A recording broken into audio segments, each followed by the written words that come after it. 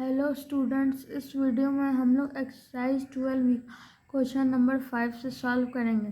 तो चलिए क्वेश्चन को रीड करते हैं। 6 cows can graze a field in 28 days. How long would 14 cows take to graze the same field? इसमें हमें यह गिवन है कि 6 काउज एक फील्ड को ग्रेज करते हैं 28 डेज में। तो 14 काउज कितने दिन में सेम फील्ड को ग्रेज करेंगे। तो अगर नंबर ऑफ काउज इंक्रीज करेगा तो नंबर ऑफ डेज डिक्रीज करेगा, क्योंकि अगर ज़्यादा काउ होगा तो उसी फील्ड को ग्रेज करने में कम समय लगेगा। लेकिन अगर काउ का संख्या अगर ज़्यादा होगा तो उनमें काउ का संख्या अगर कम होगा तो उन्हें टाइम ज़्यादा लगेगा फील्ड को ग्रेज करने में। चलिए सॉल्व करते हैं। तो इसमें यहाँ पर let the number of cows take the to graze the same field in से, इसमें हमने नंबर ऑफ काउज नहीं, इसमें नंबर ऑफ डेज होगा। नंबर ऑफ डेज टेकन, फिर से एक बार लिख लेता हूँ। इसमें हम लोग ये लिख सकते हैं, late the number of days taken by 14 cows to graze the field be x days। तो चलिए हम लोग चार्ट ड्रॉ करते हैं। तो हमने ये चार्ट ड्रॉ कर लिया है, तो हम लोग ये लिख सकते हैं, in this case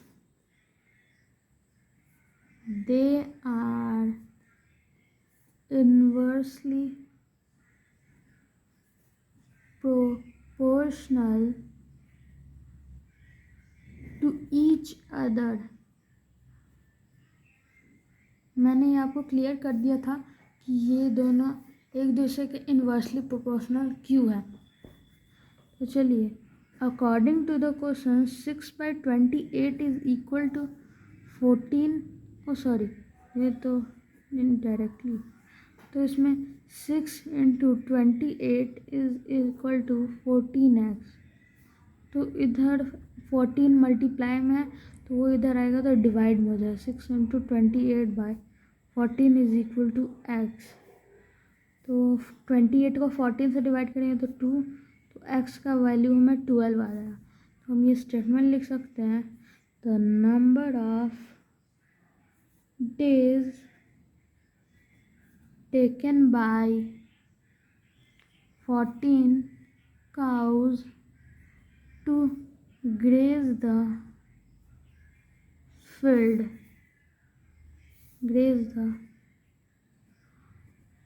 equal to 12 days. चलिए हम लोग नेक्स्ट क्वेश्चन को सॉल्व करते हैं। तो चलिए हम लोग क्वेश्चन नंबर 6 सॉल्व करते हैं। A car takes 5 hours to reach a destination by traveling at the speed of 60 km per hour. How long will it take when the car travel at the speed of 75 km per hour? इसमें हमें एक given है कि एक car है जो अपने destination पर पहुंचने के लिए 5 hours टाइम टेक करता है। तो और उस कार का स्पीड 60 km per hour था, तो उसे उतना ही डिस्टेंस कवर करने में कितना टाइम लगेगा जब उस कार का स्पीड 75 km per hour। तो इसमें अगर ये स्पीड ऑफ जो कार है ये अगर इंक्रीज़ करेगा तो टाइम डिक्रीज़ करेगा, क्योंकि अगर वो कार ज़्यादा स्पीड से कहीं जाता है तो उसे टाइम कम लगता है, लेकिन अगर स्पीड कम हो तो टाइम ज़्यादा लगेगा। तो इसका मतलब ये दोनों एक दूसरे के इन्वर्सली प्रोपोर्शनल है। तो चलिए सॉल्व करते हैं। Let the time it will take when the car travel at the speed of 75 kilometre per our. तो चलिए हम लोग चार्ट ड्रॉ करते हैं।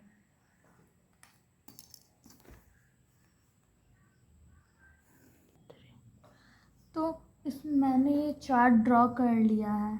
मैंने ये आपको क्लियर कर दिया होगा कि ये दोनों एक दूसरे के इन्वर्सली प्रोपोर्शनल है, क्योंकि अब मैंने तो आपको बताया होगा कि टाइम अगर स्पीड इसका इंक्रीज़ करेगा तो टाइम उसे कम लगेगा, अगर स्पीड डिक्रीज़ करेगा तो टाइम उसे ज़्यादा लगेगा। तो हम लोग स्टेटमेंट लिख सकते हैं, in this case they are inversely proportional to each other according to the question 5 into 60 is equal to x into 75। तो इधर 75 मल्टीप्लाई में है तो ये इधर आएगा तो डिवाइड में हो जाएगा, तो इज इक्वल टू एक्स। तो ये हम 5 से इसे डिवाइड करेंगे 75 को तो हमें आएगा 15। 60 को अगर हम लोग 15 से डिवाइड करें तो हमें आएगा 4, तो हमें x का वैल्यू आ जाएगा 4। तो हम ये लिख सकते हैं the time it will take when the car travel at the speed of 75 kilometre per hour is equal to 4 hours. तो चलिए हम लोग नेक्स्ट क्वेश्चन को सॉल्व करते हैं। चलिए हम लोग क्वेश्चन नंबर 7 सॉल्व करते हैं। A factory requires 42 machines to produce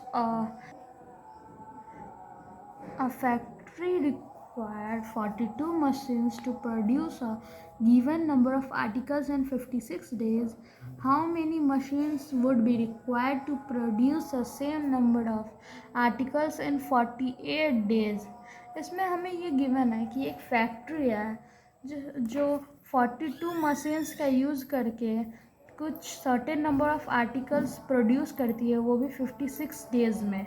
तो हमसे ये क्वेश्चन आस्क किया गया है कि वो फैक्ट्री 48 डेज़ में उस सर्टेन नंबर ऑफ आर्टिकल्स को प्रोड्यूस करने में कितना मशीन्स का यूज़ करेगी। तो अगर नंबर ऑफ मशीन्स इंक्रीज़ करेंगे, मतलब उस फैक्ट्री के पास अगर वो फैक्ट्री ज़्यादा मशीन्स का यूज़ करेगी तो उतना सर्टेन नंबर ऑफ आर्टिकल्स कम दिन में प्रोड्यूस कर लेगी। लेकिन अगर नंबर ऑफ मशीन्स वो कम यूज़ करेगी तो उसे टाइम ज़्यादा लगेगा उतने सर्टेन ऑफ आर्टिकल्स प्रोड्यूस करने में। तो चलिए सॉल्व करते हैं। Late the number of machines would be required to produce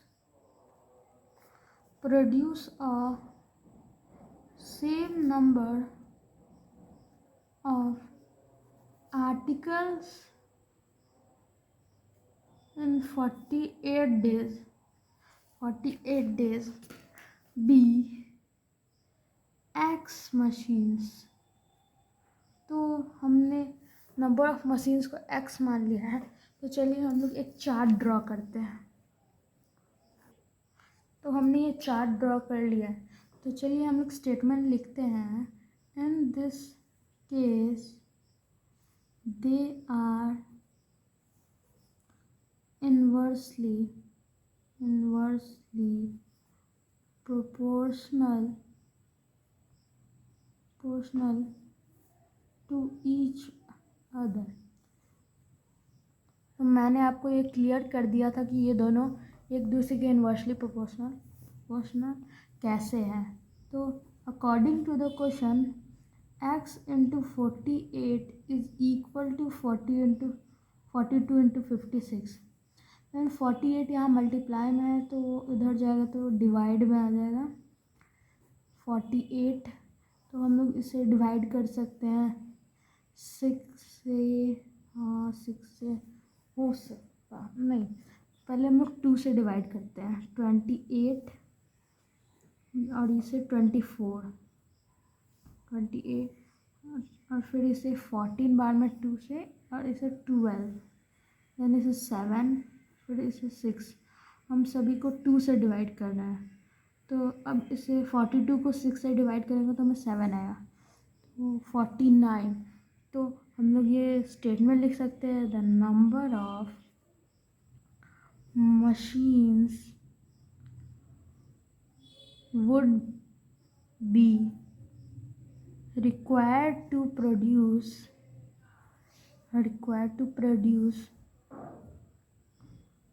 a same number of articles in 48 days is equal to 49 machines